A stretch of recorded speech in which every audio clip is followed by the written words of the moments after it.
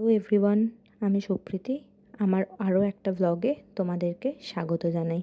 আজকে ভ্লগটা শুরু করছি বোলপুর শান্তিনিকেতনের সোনাঝুরি হাট থেকে।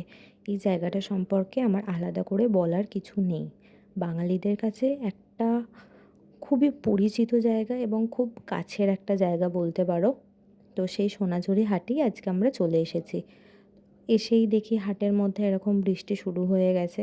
সরি, আমার বলতে ভুল হলো, হাটের মধ্যে নয়, বিগত কদিন ধরেই যা ওয়েদারের অবস্থা, বৃষ্টি আবার শুরু হয়ে গেছে। তো বৃষ্টি শুরু হয়ে গেছে, আমরা শেডের তলাতে দাঁড়িয়ে আছি।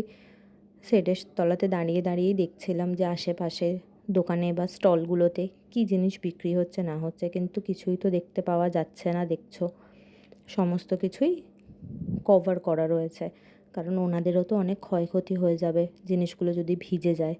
তো সেই জন্য ওনারা কভার করে রেখেছেন। তাও এখানে অনেকজনই কেনাকাটি করছে।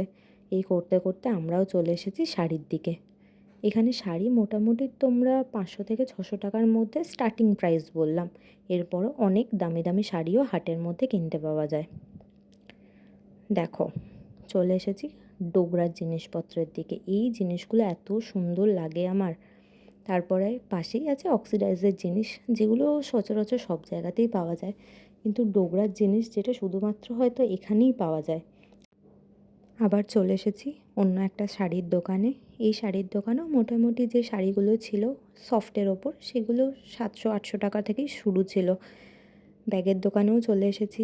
ব্যাগের দোকানে তো ঢু না মারলেই নয়। ব্যাগ তো বাবা হার্ট থ্রব মেয়েদের। তো যাই হোক, এই ব্যাগগুলো মোটামুটি 300, 350, 400 এইরকমই দাম বলছিল। এই ফাইলগুলো হচ্ছে 100 টাকার, 150 টাকার।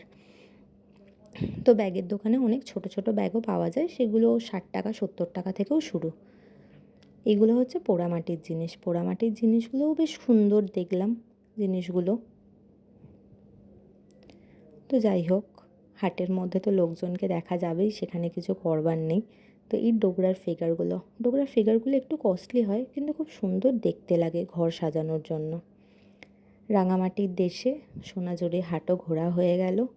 টুকটাক দোকান বাজার যেটুখানি পারলাম তোমাদের সঙ্গে শেয়ার করলাম। জানিও কেমন লাগলো আজকের ভ্লগ। চলো টাটা।